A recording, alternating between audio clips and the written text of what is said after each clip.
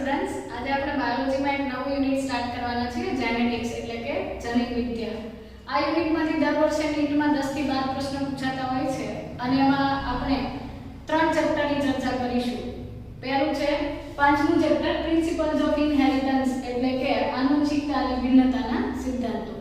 આના પછી છઠ્ઠા ચેપ્ટરમાં આપણે મોલેક્યુલર બેસિસ ઓફ ઇનહેરિટન્સ એટલે કે આનુવંશિકતાનો આણ્વીય આધાર એના વિશેની બાબતો જે છે એની માહિતી મેળવશું.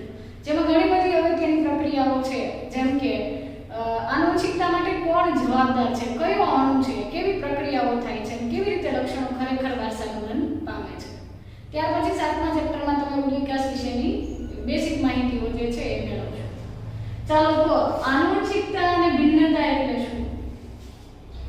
ચેપ્ટરની શરૂઆતમાં એનસીઈઆરટીમાં પ્રશ્ન પૂછ્યો છે કે શા માટે જ્યારે માદા હાથી એના બચ્ચાને જન્મ આપે છે તો એ સર્જાયેલું બચ્ચું એટલે કે એની સંતતિ હાથી જેવી હોય છે, અન્ય પ્રાણી જેવી નથી હોતી, એટલે કે સંતતિ પિતૃઓ સાથે સામ્યતા કેમ ધરાવે છે?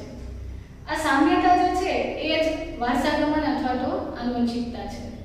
અને સ્વાભાવિક બાબત છે કે દરેક જાતિના સજીવો જે છે અથવા દરેક જાતિમાં સંતતિ પિતૃઓ સાથે વચ્ચે ઓછે અંશે સામ્યતા એટલે કે સમાનતા ધરાવે છે, દર્શાવે છે. તો આનુવંશિકતા જે છે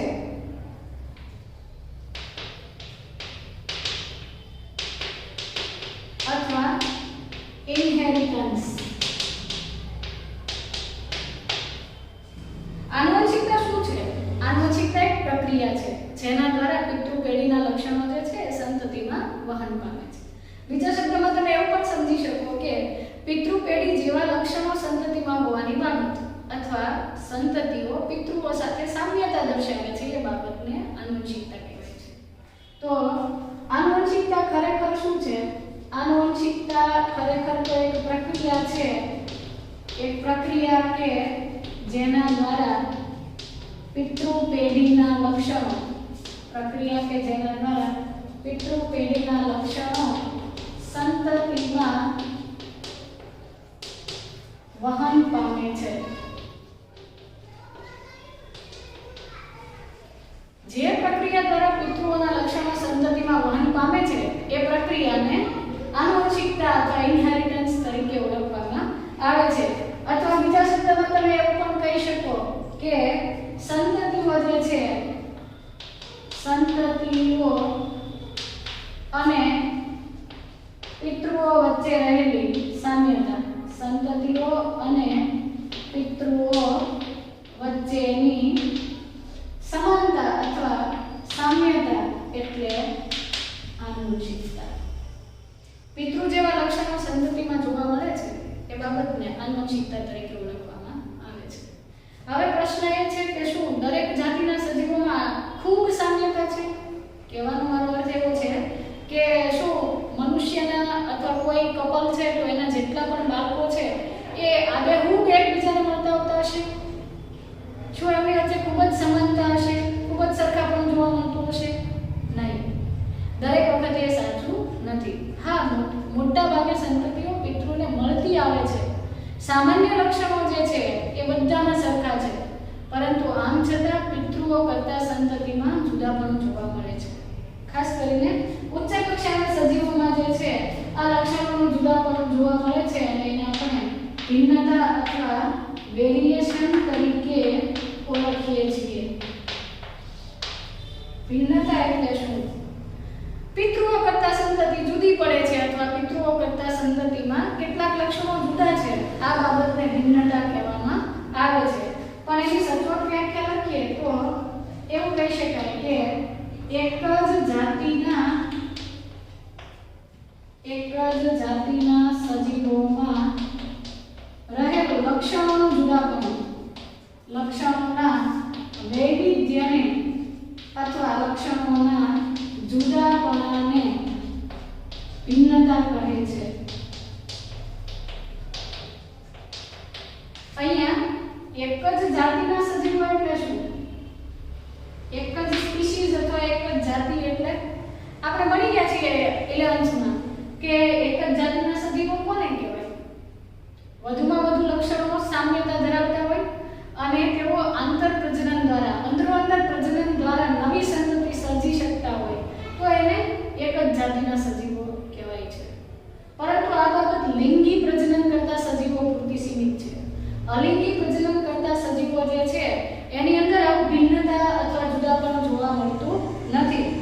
દાખલા તરીકે બેક્ટેરિયા જ્યારે દ્વિભાજનથી બે નવી સંતતિ સર્જે છે તો સર્જાતી સંતતિ આબેહૂબ પિતૃ જેવું જ જનીન બંધારણ ધરાવે છે, એમાં કોઈ પરિવર્તન થતું નથી. એટલે તેઓ આબેહૂબ એકબીજાની નકલ છે અથવા કોપી છે અથવા પ્રતિકૃતિ છે, જેને તમે ક્લોન્સ તરીકે ઓળખો છો. જ્યારે લિંગી પ્રજનનથી સર્જાતી સંતતિ પિતૃઓને મળતી આવે છે, પણ પિતૃઓની આબેહૂબ નકલ એટલે કે આબેહૂબ કાર્બન કોપી અથવા પ્રતિકૃતિ હોતી નથી. તો ભિન્નતાને બીજા શબ્દમાં આપણે એવું પણ કહી શકીએ કે પિતૃઓ કરતા સંતતિમાં રહેલું લક્ષણોનું જુદાપણું. પિતૃ પેઢી કરતા સંતતિમાં કેટલાક લક્ષણો જુદા છે, આ બાબતને આપણે ભિન્નતા તરીકે ઓળખીએ છીએ. પરંતુ ભિન્નતાનો મતલબ ખાલી એટલો નથી કે આપણે આપણા માતા પિતા કરતા જુદા છીએ એ બાબત એટલે ભિન્નતા, એવું નહીં. સર્જાયેલી સંતતિ એકબીજાથી પણ જુદી છે. એટલે કે એક કપલના ધારો કે બે અથવા વધારે બાળકો છે તો એ બાળકો એના માતા પિતા કરતા જુદા લક્ષણો ધરાવે છે અને અમુક લક્ષણો તેઓ પોતાના ભાઈ બહેન કરતા પણ જુદા ધરાવે છે. તો એ બાબતને ભિન્નતા તરીકે ઓળખવામાં આવે છે. એકવાર પ્રશ્ન પૂછાનો હતો કે ભિન્નતા એટલે શું? ભિન્નતા એટલે અને એના ઓપ્શન હતા કે પિતૃઓ કરતા સંતતિઓ જુદી પડવાની બાબત, ત્યાર પછી બીજો ઓપ્શન હતો સંતતિઓ એકબીજાથી જુદી પડે, એકબીજાથી જુદાપણું ધરાવે તે બાબત, અને એના પછીનો ઓપ્શન હતો કે એક જ જાતિના વિવિધ સજીવો, એક જ જાતિના વિવિધ સજીવોમાં રહેલું જુદાપણું. ધ્યાનથી સમજો, ભિન્નતા અથવા વેરિએશન એટલે શું? પિતૃઓ કરતા સંતતિઓ જુદી પડવાની બાબત, સંતતિઓ એકબીજાથી જુદાપણું દર્શાવે એટલે એક જ માતા પિતાના જે સંતાનો છે એની જે સંતતિઓ છે એ એકબીજાથી જુદી પડે છે. અને ત્રીજો ઓપ્શન છે એક જ જાતિના વિવિધ સજીવોમાં રહેલું જુદાપણું. એક જ જાતિ એટલે મનુષ્યનું ઉદાહરણ લઉં તો હોમો સેપિયન્સ જાતિ છે આપણી. તો જેટલા આખા વિશ્વમાં જેટલા મનુષ્ય છે એ એકબીજાથી કોઈક ને કોઈક બાબતે જુદા પડે છે. તો એ બાબતની ભિન્નતા કહેવાય. અને છેલ્લો ઓપ્શન તમને ખબર જ છે શું હશે? આપેલ તમામ. રાઈટ આન્સર છે આપેલ તમામ. કેવી રીતે? જુઓ, ભિન્નતાની વ્યાખ્યા આપણે શું લખી હતી? એક જ જાતિના સજીવોમાં લક્ષણોનું જુદાપણું. એક જ જાતિના સજીવો કેવી? આ બધા એક જ જાતિના થઈ ગયા. જુઓ, પિતૃઓ છે એના દ્વારા સર્જાયેલી સંતતિ, એ પિતૃઓની જે જાતિ છે એ જ જાતિ એમની સંતતિની છે. સંતતિઓ એકબીજાથી એટલે કે એક પિતૃમાંથી સર્જાયેલી જે સંતતિ છે એટલે કે એકબીજાના જે ભાઈ બહેન છે એ પણ પિતૃની જેવી જ જાતિ ધરાવે છે. એટલે કે પિતૃઓ, સંતતિ અને સંતતિઓ જે છે એમાં રહેલા વિવિધ સભ્યો, વિવિધ સજીવો. દાખલા તરીકે એક જ માતા પિતાના 3 સંતાનો છે તો ત્રણેયની જાતિ સરખી જ થઈ સેપિયન્સ, અને અન્ય માતા પિતા અથવા તો એ જ જાતિના અન્ય સજીવો એટલે કે અન્ય મનુષ્યની વાત કરીએ તો એની સાથે પણ આપણે થોડું જુદાપણું અને થોડું સરખાપણું ધરાવીએ છીએ. તો ભિન્નતા એટલે પિતૃ કરતા અથવા સંતતિઓમાં અથવા એક જ જાતિના સજીવોમાં રહેલું લક્ષણોનું જુદાપણું. ચાલો તો ફરીથી યાદ કરાવી દઉં. આ ચેપ્ટરમાં આપણે આનુવંશિકતા અને ભિન્નતા વિશેની મુખ્ય બાબતો ચર્ચવાના છીએ. જેમાં આપણે આનુવંશિકતા વિશે શું સમજ્યા? આનુવંશિકતા એટલે સંતતિઓ પિતૃ સાથે સામ્યતા દર્શાવે છે. એટલે કે સંતતિઓ અને પિતૃઓ વચ્ચે લક્ષણો સમાન છે. એ બાબતને આપણે શું કીધું? આનુવંશિકતા. એની સ્પષ્ટ વ્યાખ્યા આપણે શું લખી? આનુવંશિકતા શું છે? આનુવંશિકતા એક પ્રોસેસ છે એટલે કે આનુવંશિકતા એક પ્રક્રિયા છે કે જેના દ્વારા પિતૃ પેઢીના લક્ષણો જે છે એ સંતતિમાં વહન પામે છે. ત્યાર પછી આપણે એવી ચર્ચા કરી કે લિંગી પ્રજનનથી સર્જાતી સંતતિ આબેહૂબ પિતૃ જેવી હોતી નથી, એટલે કે ક્લોન્સ અથવા તો પ્રતિકૃતિ હોતી નથી. એ પિતૃ કરતા કેટલાક જુદા લક્ષણો ધરાવે છે અને એ બાબતને આપણે શું કીધું? ભિન્નતા. એનો અર્થ છે કે પિતૃઓ કરતા સંતતિમાં રહેલું લક્ષણોનું જે જુદાપણું છે એને આપણે ભિન્નતા તરીકે ઓળખીએ છીએ. પણ ભિન્નતાનો અર્થ ફક્ત પિતૃ અને સંતતિ પૂરતો સીમિત નથી. ભિન્નતા જે છે એ આખી જાતિ એટલે કે સમગ્ર જાતિના સંદર્ભમાં આપણે સમજીશું. એટલે કે એક જ જાતિના સજીવોમાં લક્ષણોનું વૈવિધ્ય એટલે કે લક્ષણોનું જુદાપણું એટલે ભિન્નતા. ત્યાર પછી આપણે એક પ્રશ્નની ચર્ચા કરી કે ભિન્નતા એટલે શું? પિતૃઓ કરતા સંતતિમાં રહેલું જુદાપણું, સંતતિઓ વચ્ચે અંતર રહેલા લક્ષણોનું જુદાપણું અને એક જ જાતિના બધા સજીવોમાં કંઈક ને કંઈક લક્ષણોનું જુદાપણું, આ બધી જ બાબતોને ભિન્નતા કહેવામાં આવે છે. ત્યાર પછી આગળ આપણે ચર્ચા કરીએ તો આ ભિન્નતા માટે જવાબદાર કોણ? વેરિએશન અથવા ભિન્નતા ખૂબ અગત્યની પ્રક્રિયા છે વિકાસ માટે, પરંતુ એના માટે કોણ જવાબદાર છે? અથવા ભિન્નતા ક્યાંથી સર્જાય? કેવી રીતે ભિન્નતાઓ આવે છે? તો ભિન્નતા અથવા વેરિએશન જે છે એ લિંગી પ્રજનનથી સર્જાય છે. તો આપણે એવું લખી શકીએ કે ભિન્નતા માટેનું રહસ્ય અથવા ભિન્નતા માટેનું કારણ લિંગી પ્રજનનમાં છુપાયેલું છે. ભિન્નતા માટેનું કારણ લિંગી પ્રજનનમાં છુપાયેલું છે. તમે 11મા ધોરણમાં ભણી ગયા છો કે લિંગી પ્રજનન કરતા સજીવોમાં જન્યુનું નિર્માણ થાય, પ્રજનન કોષો બને અને પ્રજનન કોષો હંમેશા એકકીય હોય એટલે કે n સંખ્યાના રંગસૂત્ર ધરાવતા જન્યુઓ સર્જાય છે. આ જન્યુઓ જે છે એ સરખા કે અલગ હોય એટલે કે સમજન્યુ અથવા વિષમજન્યુ હોઈ શકે, અંડજન્યુ, અલગ પ્રકારના તમે પ્રજનનવાળી યુનિટમાં ભણી ચૂક્યા છો. જન્યુઓનું ફલન થાય છે અને એમાંથી સર્જાતી સંતતિ જે છે એ પિતૃઓ જેવી અથવા પિતૃ જેવા લક્ષણો ધરાવે છે. મહત્વની બાબત એ છે કે જ્યારે જન્યુઓનું નિર્માણ થાય છે ત્યારે કયા પ્રકારનું કોષ વિભાજન થાય? ઉચ્ચ કક્ષાના સજીવોમાં જન્યુના નિર્માણ સમયે અર્ધીકરણ એટલે કે મિયોસિસ નામનું એક મિયોસિસ અથવા અર્ધીકરણ પ્રકારનું કોષ વિભાજન થાય છે. અને અર્ધીકરણના બે ભાગ છે, અર્ધીકરણ 1 અને અર્ધીકરણ 2. અર્ધીકરણ 1 ની પૂર્વાવસ્થા જે છે, અર્ધીકરણ 1 ની પૂર્વાવસ્થા 1 દરમિયાન એના પાછા 5 પેટા તબક્કા લેપ્ટોટીન, ઝાયગોટીન, પેકિટીન, ડિપ્લોટીન અને ડાયકાઇનેસિસ. તો પેકિટીન તબક્કે પૂર્વાવસ્થા દરમિયાન ક્રોસિંગ ઓવર એટલે કે વ્યતિકરણ થાય છે.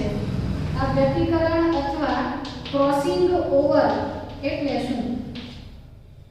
ક્રોસિંગ ઓવર અથવા વ્યતિકરણ એટલે સમજાત રંગસૂત્રો વચ્ચે જનીનોની અદલાબદલી થાય છે અને એના કારણે જે જન્યુઓ સર્જાય છે એમાં પિતૃ કરતા નવા જનીન પ્રકાર અસ્તિત્વમાં આવે છે અને એ નવા જનીન પ્રકારના કારણે સ્વરૂપ પ્રકાર જે છે એટલે કે લક્ષણો જે છે એ પિતૃઓ કરતા જુદા જોવા મળે છે. ફરીથી યાદ કરાવું કે ભિન્નતા માટે જવાબદાર કોણ છે? તો ભિન્નતા માટેનું જવાબદાર કારણ શેમાં છુપાયેલું છે? લિંગી પ્રજનન. લિંગી પ્રજનનની પ્રક્રિયામાં સામાન્ય રીતે શું બને છે? જન્યુઓ બને છે. જન્યુઓ એકકીય હોય છે જે ફલનની પ્રક્રિયામાં ભાગ લઈ અને સંતતિનું સર્જન કરે છે. આ જન્યુના નિર્માણ સમયે અર્ધીકરણ થાય છે અને આ અર્ધીકરણની પૂર્વાવસ્થા 1 દરમિયાન વ્યતિકરણ એટલે કે ક્રોસિંગ ઓવર થવાથી નવા જનીનો બને છે. આવી રીતે અંડકોષ અને શુક્રકોષની અંદર નવા જનીન પ્રકાર હોવાથી આવા જન્યુઓ ફલનની પ્રક્રિયામાં ભાગ લઈને જે સંતતિ સર્જે છે એ પિતૃઓ કરતા કેટલાક નવા લક્ષણો ધરાવે છે. તો આ ભિન્નતા જે છે એના વિશેની માહિતી મનુષ્યને હજારો વર્ષો પહેલા થઈ હતી અથવા એના વિશેની જાણકારી મનુષ્યએ ઈસવીસન પૂર્વે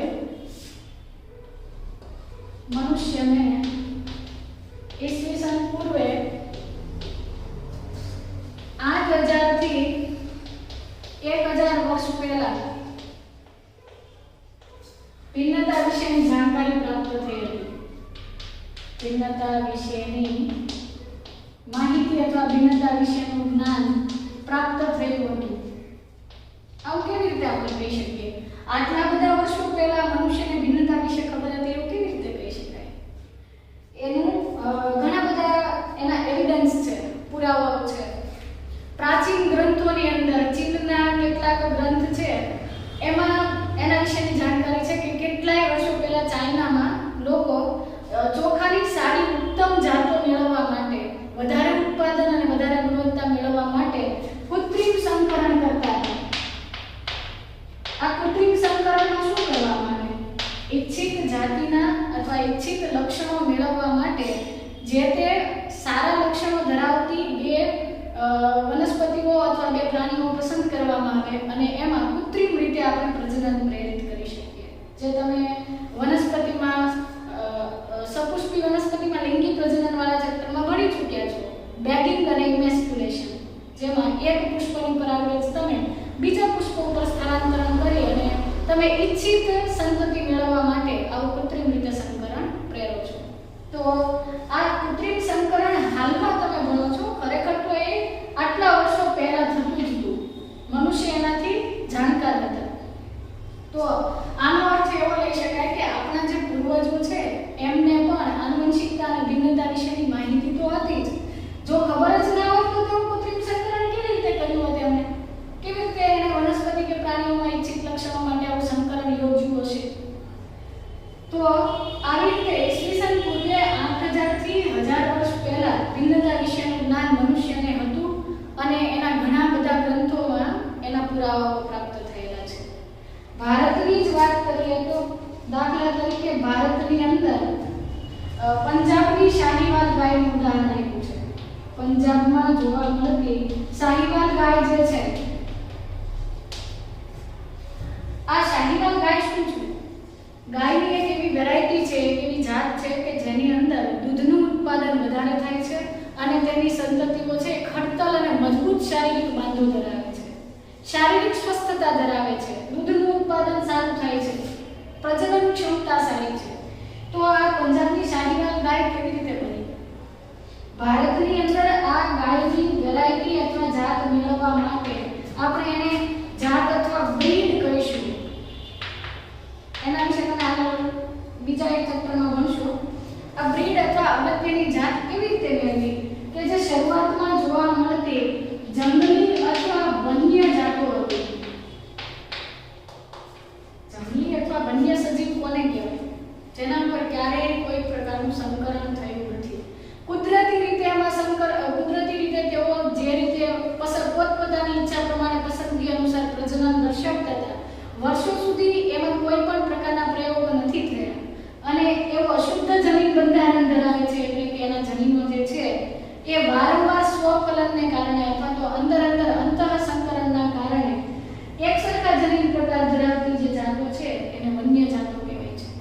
આ વન્ય જાતો મોટાભાગે વનસ્પતિ કે પ્રાણીમાં વન્ય જાતો એવી હોય છે કે જેની ઉત્પાદન ક્ષમતા કદાચ ઓછી હોય પરંતુ એની રોગ પ્રતિકારકતા ખૂબ સારી હોય છે. તો આ વન્ય જાતોમાં પણ બધી જાતો એક સરખી ના હોય. ગાયમાં પણ કેટલી બધી વેરાયટી હોય, તો કેટલીક જાતો એવી હશે કે જેમાં ખૂબ સારું દૂધનું ઉત્પાદન મળતું હશે પરંતુ એનો શારીરિક બાંધો જે છે થોડો નબળો હશે અથવા એનું આયુષ્ય ઓછું હશે. જ્યારે કેટલીક જાતો એવી હશે કે જેમાં શારીરિક બાંધો ખૂબ જ ખડતલ અને મજબૂત છે પરંતુ એમાં દૂધનું ઉત્પાદન ઓછું છે. તો ભારતમાં શું કરવામાં આવ્યું? આવી જંગલી જાતો કૃત્રિમ પસંદગી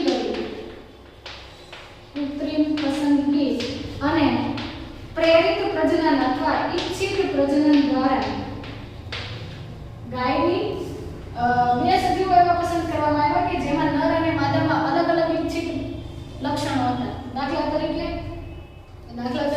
નર એવો પસંદ કરવામાં આવે કે જેનું શારીરિક બાંધો ખૂબ જ મજબૂત હોય અને માદા એવી પસંદ કરવામાં આવે કે જેમાં દૂધનું ઉત્પાદન ખૂબ જ વધારે હોય. તો આવી રીતે વર્ષો પહેલા જંગલી અથવા વન્ય જાત, ફરીથી યાદ કરાવું, વન્ય જાત કોને કહેવાય કે જેમાં પૂર્વે એટલે કે પહેલા કોઈ પણ પ્રકારનું સંકરણ યોજવામાં આવ્યું નથી. ત્યાર પછી આ વન્ય જાતોની આપણે શું કરી? કૃત્રિમ પસંદગી કરી આપણા પૂર્વજોએ અને એમાં પ્રેરિત પ્રજનન કરાયું એટલે કે કૃત્રિમ સંકરણ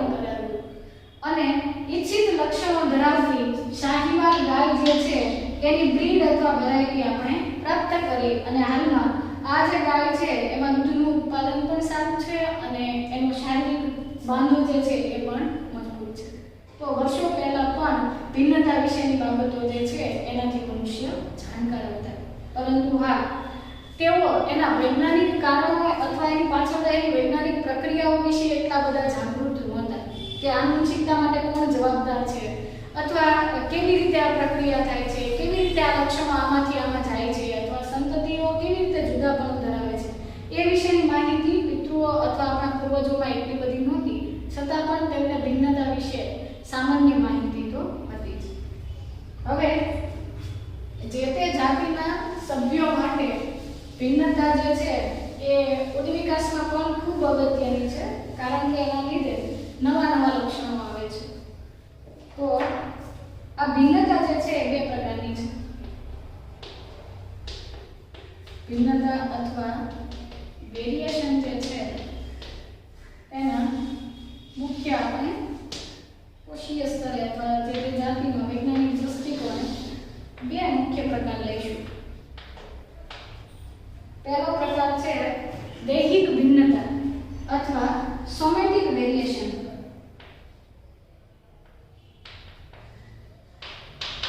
દૈહિક ભિન્નતા અથવા સોમેટિક વેરિએશન. સોમેટિક અથવા દૈહિક એટલે શું? આ આપણી અંદર બે પ્રકારના કોષો હોય, દૈહિક કોષો અને જનન કોષો. બીજી ભિન્નતા છે જનન ભિન્નતા અથવા જનન રસમાં જોવા મળતી ભિન્નતા, જર્મિનલ વેરિએશન.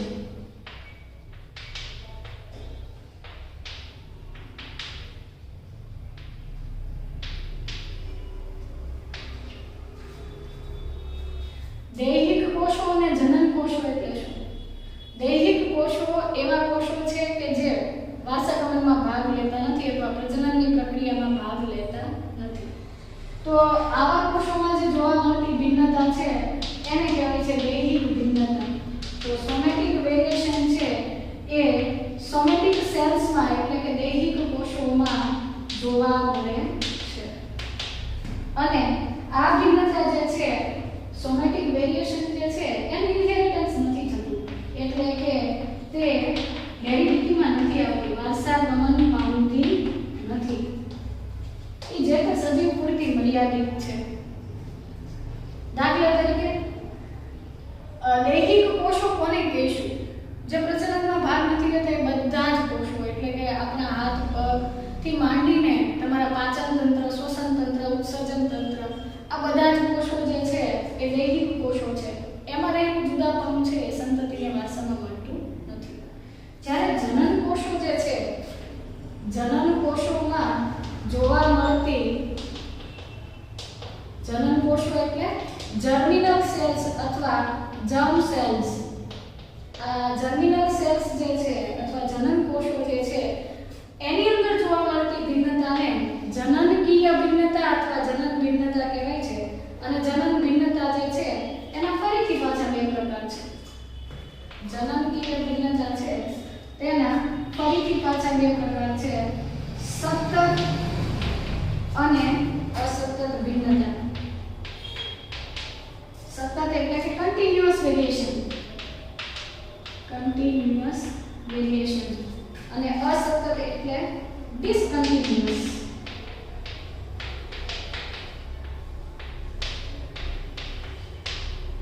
આનો અર્થ શું લેશું? ફરીથી યાદ કરાવું. ભિન્નતા એટલે એક જ જાતિના સજીવોમાં રહેલું જુદાપણું. હવે આવી ભિન્નતા બે પ્રકારની છે, દૈહિક ભિન્નતા અને જનનકીય ભિન્નતા. દૈહિક ભિન્નતા કોને કહેવાય? જે દૈહિક કોષોમાં જોવા મળે છે. દૈહિક કોષોમાં રહેલી ભિન્નતા જે તે સજીવ પૂરતી સીમિત છે, એ પછી વારસાગમન પામી એની સંતતિમાં ઉતરતી નથી. જ્યારે બીજી તરફ જનનકીય ભિન્નતા અથવા જનન ભિન્નતા અથવા જર્મિનલ વેરિએશન જે છે એ પ્રજનન કોષોનું નિર્માણ કરતા જે જનન અધિચ્છદીય કોષો છે એમાં જોવા મળે છે. અને આ પ્રજનન કોષોનું નિર્માણ કરતા કોષો એટલે કયા? મનુષ્યના કિસ્સામાં વાત કરીએ તો માદામાં અંડપિંડની અંદર અંડકોષનું નિર્માણ કરતી, એટલે કે અંડકોષ જનનની પ્રક્રિયા જેમાં થાય છે એવા જનન અધિચ્છદીય કોષો. અંડ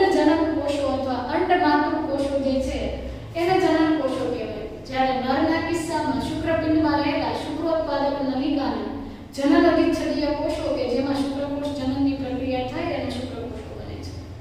તો અંડકોષ કે શુક્રકોષ સર્જતા જે કોષો છે એમને આપણે કહીશું જનનકોષો. આ તો થઈ ગઈ મનુષ્યની વાત.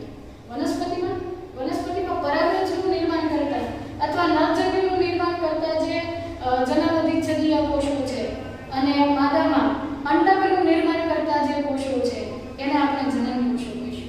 ઇન શોર્ટ, પ્રજનન કોષોનું નિર્માણ કરતા અથવા જનનકોષો કોને કહીશું? જન્યુ સર્જતા કોષો, જેમાંથી અર્ધીકરણ થઈ અને જન્યુઓ સર્જાય છે એવા કોષોને જનનકોષો કહેવાય છે. અને જનનકોષોમાં જોવા મળતી ભિન્નતાને જનન ભિન્નતા અથવા બીજા શબ્દમાં આપણે લખી શકીએ જનનકીય ભિન્નતા કહેવામાં આવે છે. હવે ફરી પાછા જનનકીય ભિન્નતાના બે પ્રકાર: કન્ટિન્યુઅસ વેરિએશન અને ડિસકન્ટિન્યુઅસ વેરિએશન. સતત ભિન્નતા કોને કહીશું? જનનકોષોમાં જોવા મળતી સતત ભિન્નતા કોના લીધે છે? ક્રોસિંગ ઓવરના લીધે. ક્રોસિંગ ઓવર એટલે શું? વ્યતિકરણ. આપણે જાણીએ છીએ કે પ્રજનન કોષોના નિર્માણ સમયે એટલે કે જન્યુના નિર્માણ સમયે અર્ધીકરણ પ્રકારનું કોષ વિભાજન થાય છે અને અર્ધીકરણની પૂર્વાવસ્થામાં વ્યતિકરણની પ્રક્રિયાથી જનીનોની અદલાબદલી થાય છે. સમજાતું સૂત્રો વિશે જે તમે ભણી ચૂક્યા છો. તો એ વ્યતિકરણની પ્રક્રિયાના કારણે જે ભિન્નતા આપણે સર્જાય છે આપણી અંદર એ કેવી છે? સતત છે. કેમ? કારણ કે દરેક જાતિના સજીવોમાં દરેક મનુષ્યમાં ધારો કે પ્રજનનની ક્રિયા થાય છે અને સંતતિ સર્જાય છે તેની શરૂઆત ક્યાંથી થાય છે? જન્યુના નિર્માણથી. અને સ્વાભાવિક બાબત છે, જન્યુનું નિર્માણ થાય ત્યારે પૂર્વાવસ્થા એક દરમિયાન વ્યતિકરણ થવાનું જ છે અને એના કારણે વધતે ઓછે અંશે સંતતિમાં પિતૃ કરતા જુદાપણું જોવા મળે છે. જ્યારે બીજી તરફ અસતત ભિન્નતા અથવા ડિસકન્ટિન્યુઅસ વેરિએશન કોના કારણે છે?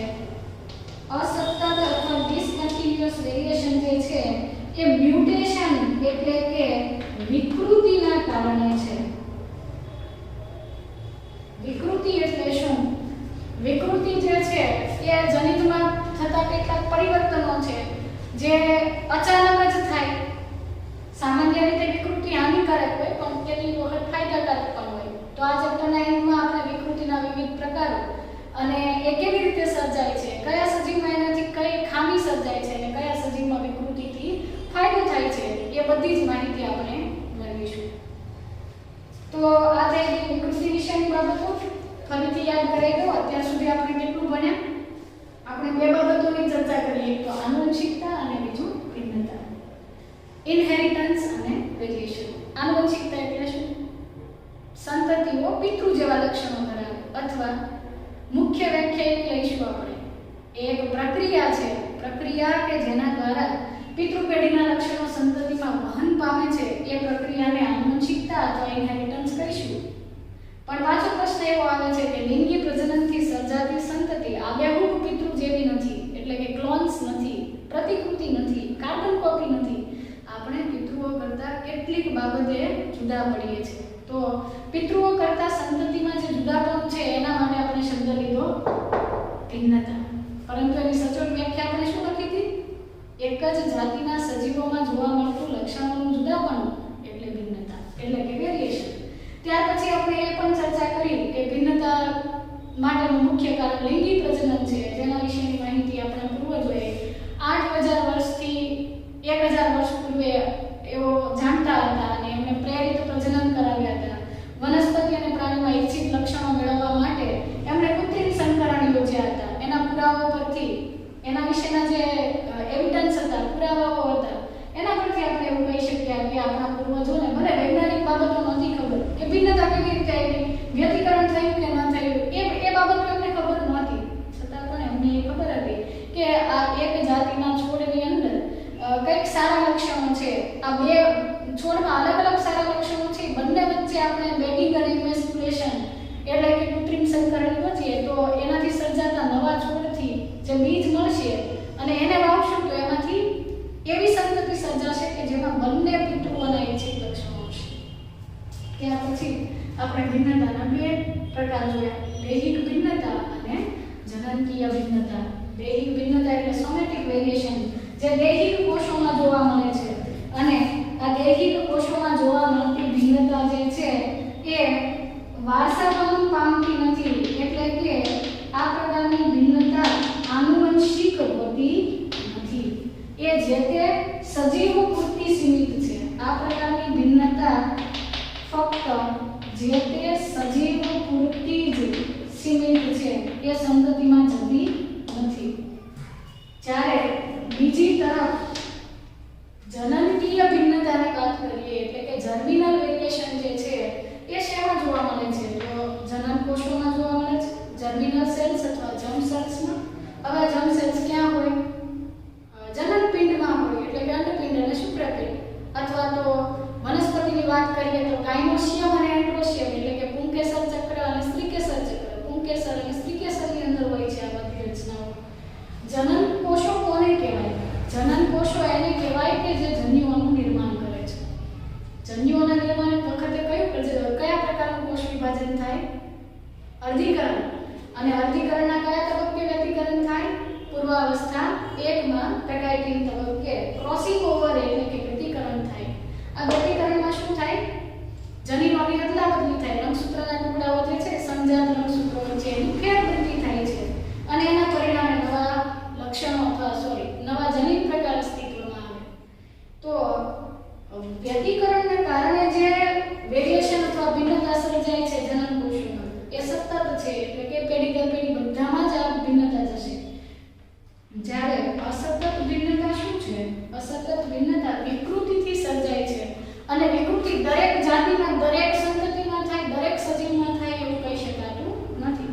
કોઈ વ્યક્તિ ખૂબ હાનિકારક વિકિરણો સાથેના પ્રયોગો કરે છે અથવા જે એટોમિક રિએક્શન આણ્વીય પ્રક્રિયાઓ થતી હોય એવી જગ્યાએ સતત કામ કરે છે કોઈ પણ પ્રકારના પ્રિકોશન્સ વગર, કોઈ પણ પ્રકારની કેર વગર, તો એને વિકૃતિ થવાની શક્યતા છે, પણ સામાન્ય વ્યક્તિમાં વિકૃતિ થવાની શક્યતા નથી।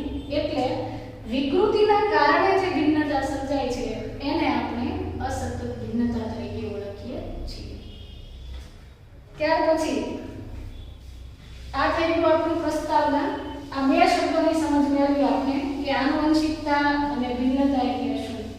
હવે આપણે કેટલાક વૈજ્ઞાનિકોની વાત કરીશું, ખાસ કરીને જેમણે જનીન વિદ્યા ક્ષેત્રે પોતાનો કંઈક ફાળો આપ્યો છે। જનીન વિદ્યા અથવા જીનેટિક્સ। આ જેનેટિક્સ અથવા જનીન વિદ્યા શું છે? જીવવિજ્ઞાનની એવી શાખા કે જેમાં આનુવંશિકતા અને ભિન્નતાનો અભ્યાસ કરવામાં આવે છે તેને જનીન વિદ્યા તરીકે ઓળખવામાં આવે છે। તો આપણે એની વ્યાખ્યા લખીશું। આનુવંશિકતા અને ભિન્નતાનો અભ્યાસ કરતી, આનુવંશિકતા અને ભિન્નતાનો અભ્યાસ કરતી જીવ વિજ્ઞાનની શાખા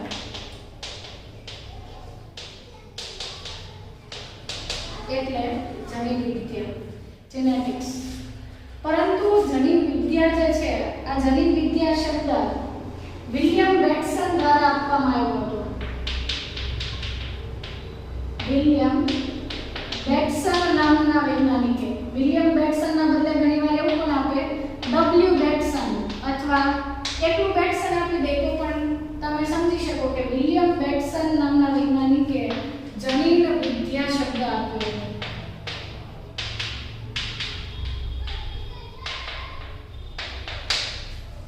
પરંતુ વિલિયમ બેટ્સનને જનીન વિદ્યાનો ફક્ત શબ્દ આપ્યો છે કે જેમાં આનુવંશિકતા અને ભિન્નતાનો અભ્યાસ થાય એવી શાખાનું નામ જનીન વિદ્યા, પરંતુ તેઓને જનીન વિદ્યાના પિતા તરીકે ઓળખવામાં નથી આવતા।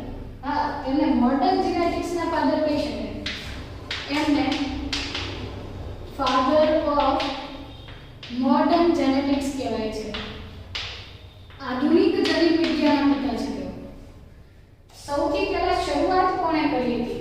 જનીન વિદ્યા ક્ષેત્રના વિવિધ પ્રયોગોની શરૂઆત ગ્રેગર જોન મેન્ડલે કરી હતી 19મી સદીમાં અને દુર્ભાગ્યવશ એ વખતે જીવવિજ્ઞાન ક્ષેત્રે થતા સંશોધનમાં ગાણિતિક માહિતીનો સમાવેશ કરવાનો સિદ્ધાંત એકદમ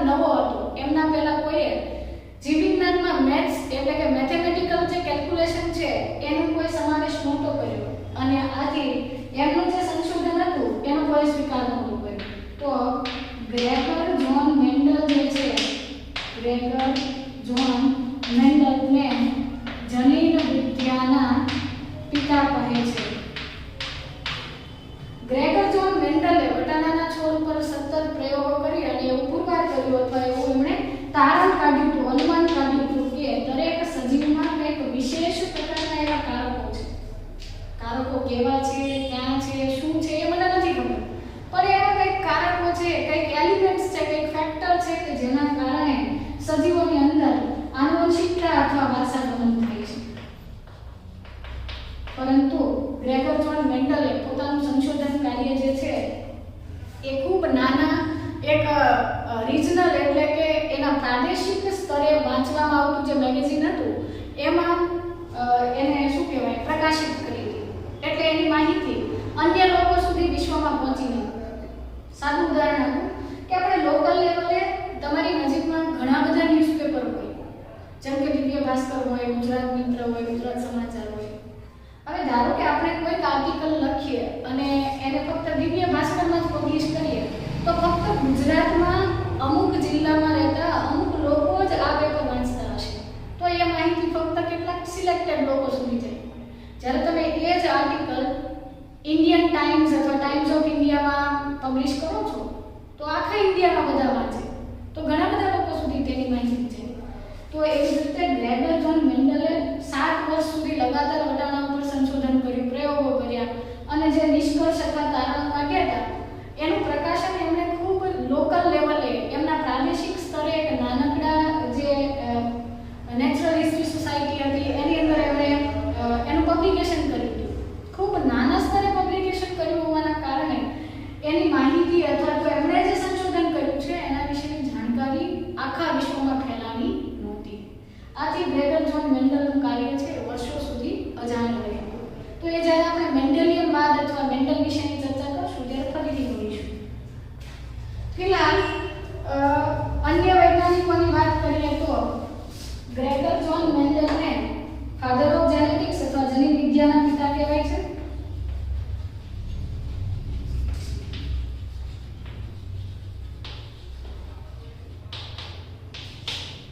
ત્યાર પછી અન્ય વૈજ્ઞાનિકની વાત કરીએ તો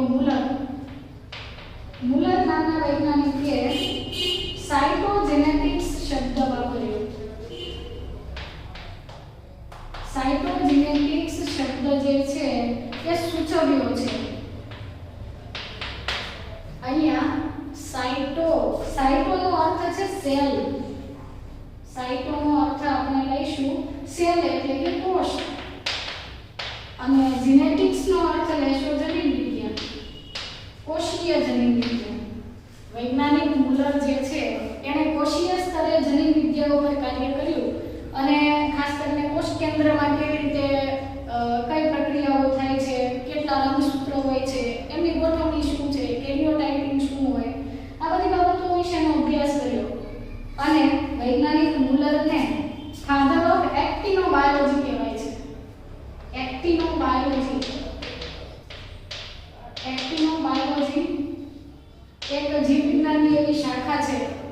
આમ તો એવું કહી શકાય કે જેનેટિક્સની સબ બ્રાન્ચ છે, એની પેટા બ્રાન્ચ અથવા પેટા શાખા છે. એક્ટિનોબાયોલોજી જે છે એ શું કરે છે? સજીવો પર વિકિરણોની અસરનો અભ્યાસ કરે છે. સજીવો પર થતી વિકિરણોની અસરનો અભ્યાસ કરતી જીવ વિજ્ઞાનની અથવા જનીન વિદ્યાની શાખા છે. ફરીથી યાદ કરો, જનીન વિદ્યામાં આપણે આનુવંશિકતા અને ભિન્નતાની પ્રક્રિયાનો વિસ્તૃત અભ્યાસ કરીએ છીએ અને જનીન વિદ્યા એટલે કે જેનેટિક્સ શબ્દ જે છે, જનીન વિદ્યા અથવા જેનેટિક્સ શબ્દ કોણે આપ્યો હતો? વિલિયમ બેટ્સને અથવા ડબલ્યુ બેટ્સન અથવા બેટ્સન નામના વૈજ્ઞાનિકે જનીન વિદ્યા શબ્દ આપ્યો હતો. જ્યારે જનીન વિદ્યાના પિતા કોણ છે? Gregor John Mendel. કારણ કે એમણે શરૂઆત કરી હતી જ્યારે કોઈ સુવિધાઓ નહોતી ત્યારે તેમણે જનીન વિદ્યા ક્ષેત્રે અગત્યના પ્રયોગો કર્યા હતા. ત્યારબાદ વૈજ્ઞાનિક મુલરે સાયટોજેનેટિક્સ શબ્દ આપ્યો. સાયટોજેનેટિક્સ શબ્દનો અર્થ છે કોષીય જનીન વિજ્ઞાન અને તેઓને એક્ટિનોબાયોલોજી, ફાધર ઓફ એક્ટિનોબાયોલોજી એટલે કે એક્ટિનોબાયોલોજી નામની શાખાના પિતા તરીકે ઓળખવામાં આવે છે. વિકિપીડિયા શાસ્ત્ર અથવા એક્ટિનોબાયોલોજી શું છે? સજીવો ઉપર આલ્ફા, બીટા, ગામા વગેરે જેવા જે વિકિરણો છે એની શું અસરો થાય એનો અભ્યાસ કરતી જીવવિજ્ઞાનની શાખા છે અને મુલરને આ એક્ટિનોબાયોલોજીના ફાધર એટલે કે ફાધર ઓફ એક્ટિનોબાયોલોજી તરીકે ઓળખવામાં આવે છે. ત્યાર પછી એક્સપેરિમેન્ટલ જેનેટિક્સ.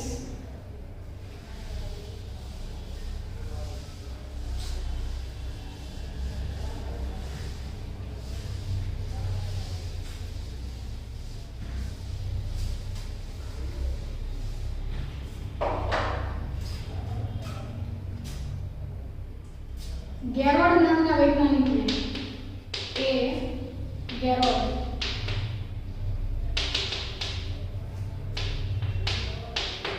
ગેરોડ નામના વૈજ્ઞાનિકને father of human genetics as well as father of biochemical genetics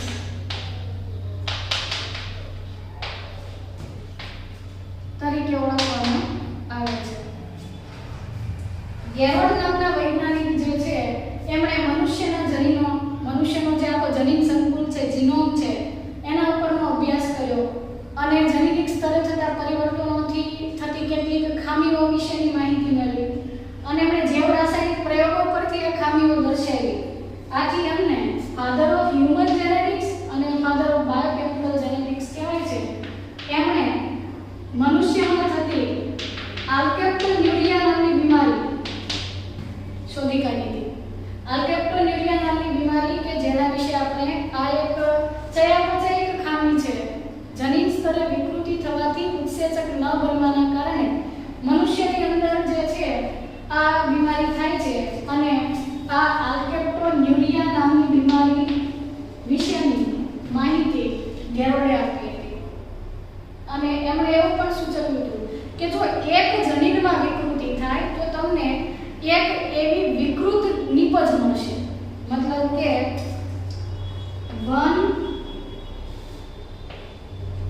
એક જનીનિક ખામીથી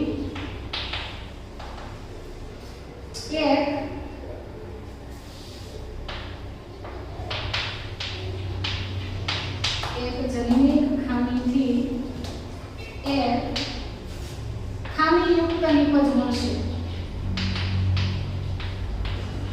એટલે કે one mutant gene અથવા one mutation of gene results into one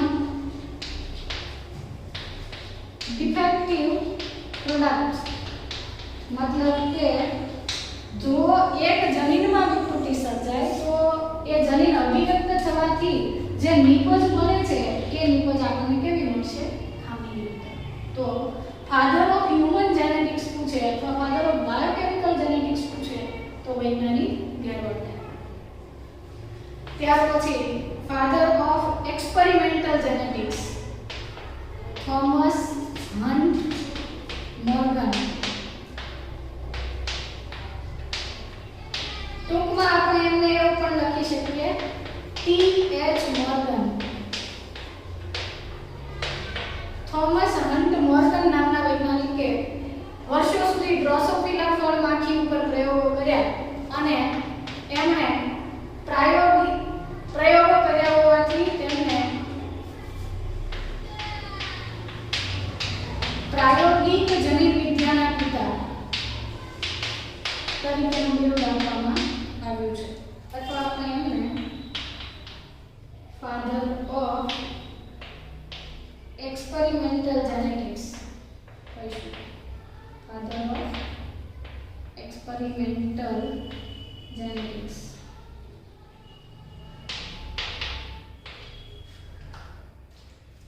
Thomas Hunt મોર્ગને ઘણા બધા પ્રયોગો કર્યા હતા એટલે એમને ફાધર ઓફ એક્સપેરિમેન્ટલ જેનેટિક્સ અથવા પ્રાયોગિક જનીન વિદ્યાના પિતા કીધા છે. જો અહીંયા પ્રાયોગિક શબ્દ છે અથવા પ્રાયોજિત શબ્દનો અર્થ શું થાય? એપ્લાઇડ. એવી જનીન વિદ્યા કે જેનો આપણે કંઈક વ્યવહારમાં ઉપયોગ કરતા હોય તો એ એપ્લાઇડ જેનેટિક્સ કહેવાય. એ પ્રાયોજિત અલગ છે અને આ થોમસ હન્ટ મોર્ગને પ્રયોગો કર્યા હતા એટલે પ્રાયોગિક છે, પ્રાયોજિત નથી. ક્લિયર? તો આજે આપણે કેટલી ચર્ચાઓ કરી? આપણે આનુવંશિકતા અને ભિન્નતાની વ્યાખ્યાઓ જોઈ, આનુવંશિકતા અને ભિન્નતા માટે જવાબદાર કોણ છે એના વિશે થોડી ચર્ચાઓ કરી. ત્યાર પછી આપણે ભિન્નતાની સ્પષ્ટ વ્યાખ્યા એવી કરી કે એક જ જાતિના સજીવોમાં જોવા મળતું લક્ષણોનું વૈવિધ્ય અથવા જુદાપણું. ત્યાર પછી આપણે ભિન્નતાના બે પ્રકારો જોયા. કયા? સતત અને અસતત, એટલે કે કન્ટિન્યુઅસ અને ડિસકન્ટિન્યુઅસ. આપણે ભિન્નતાના બે પ્રકારો જોયા. દૈહિક ભિન્નતા અને જનનકીય ભિન્નતા. દૈહિક ભિન્નતા ફક્ત સજીવ પૂરતી સીમિત છે, એ સંતતિને વારસામાં મળતી નથી. જ્યારે જનનકીય ભિન્નતા છે એ પિતૃમાંથી સંતતિમાં જાય છે. એના પણ પાછા બે પ્રકાર હતા. સતત ભિન્નતા કે જે વ્યતિકરણથી સર્જાય અને અસતત ભિન્નતા કે જે વિકૃતિથી સર્જાય. ત્યાર પછી આપણે એ પણ માહિતી મેળવી કે આપણા પૂર્વજો પણ ભિન્નતા અને આનુવંશિકતા વિશે જાણતા હતા અને એના વિશેના પુરાવાઓ ઈસવીસન પૂર્વે 8000 થી 1000 વર્ષ પહેલા પ્રાપ્ત થયેલા છે, જ્યારે આપણા પૂર્વજો ઈચ્છિત લક્ષણો મેળવવા માટે કૃત્રિમ સંકરણ યોજતા હતા. દાખલા તરીકે ભારતમાં જોવા મળતી પંજાબની શાહીવાલ ગાય. ત્યાર પછી આપણે વિવિધ વૈજ્ઞાનિકોની જે જનીન વિદ્યા ક્ષેત્રે એમણે જે ફાળો આપ્યો છે એની ચર્ચા કરી, જેમાં જનીન વિદ્યા એટલે શું? જીવવિજ્ઞાનની એવી શાખા કે જે આનુવંશિકતા અને ભિન્નતાનો અભ્યાસ કરે છે એને આપણે જનીન વિદ્યા કહીએ છીએ. ત્યાર પછી આપણે એ પણ જોયું કે જનીન વિદ્યા શબ્દ કોણે આપ્યો હતો? બેટ્સન નામના વૈજ્ઞાનિકે, વિલિયમ બેટ્સને 1906 માં જનીન વિદ્યા શબ્દ આપ્યો. પરંતુ ફાધર ઓફ જીનેટિક્સ એટલે કે જનીન વિદ્યાના પિતા કોણ છે? Gregor John Mendel.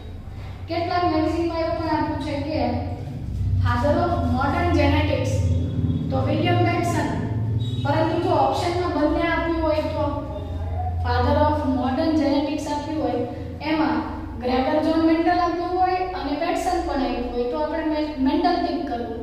પરંતુ ઓપ્શનમાં ફાધર ઓફ મોડર્ન જેનેટિક્સ આધુનિક જનીન વિદ્યાના પિતા પૂછે અને ઓપ્શનમાં બેટ્સન ની સાથે ગ્રેગર જોન મેન્ડલનો ઉલ્લેખ ન હોય, અન્ય વૈજ્ઞાનિકોનો હોય તો ગ્રેગર જોન મેન્ડલ નથી આપ્યું એ ટાઈમે આપણે બેટ્સન લખવાનું. ત્યાર પછી આપણે વૈજ્ઞાનિક મુલરની વાત કરી. વૈજ્ઞાનિક મુલરે સાયટોજેનેટિક્સ એટલે કે કોષીય જનીન વિદ્યાનો શબ્દ આપ્યો અને તેઓને ફાધર ઓફ એક્ટિનોબાયોલોજી કહેવામાં આવે છે. એક્ટિનોબાયોલોજી શું છે? એ જનીન વિદ્યાની પેટા શાખા છે કે જેમાં સજીવો ઉપર થતી વિકિરણોની અસરનો અભ્યાસ કરવામાં આવે છે. ત્યાર પછી વૈજ્ઞાનિક એ ગેરોડે ઘણા બધા જૈવ રાસાયણિક પ્રયોગો કર્યા હતા અને એટલે એમને ફાધર ઓફ બાયોકેમિકલ જેનેટિક્સ અને ફાધર ઓફ હ્યુમન જેનેટિક્સ, કારણ કે એમણે જે પણ પ્રયોગો કર્યા મનુષ્યના કોષો ઉપર કર્યા, મનુષ્યના કોષો ઉપર એમણે સંશોધન કર્યું અને એમણે મનુષ્યમાં થતી એક ગંભીર બીમારી આલ્કેપ્ટોન્યુરિયા વિશેની જાણકારી આપી હતી. ત્યાર પછી થોમસ હન્ટ મોર્ગન જે છે એને ટૂંકમાં આપણે ટીએચ મોર્ગન પણ કહીએ છીએ અને એમણે ડ્રોસોફિલા એટલે કે ફળ માખી ઉપર ઘણા બધા પ્રયોગો કર્યા વર્ષો સુધી અને એમણે વ્યતિકરણની શોધ કરી હતી, એટલે એને પ્રાયોગિક જનીન વિદ્યાના પિતા પણ કહેવાય છે અને એમણે ક્રોસિંગ ઓવર અથવા લિંકેજ અને ક્રોસિંગ ઓવર આ બે શબ્દ એમણે આપ્યા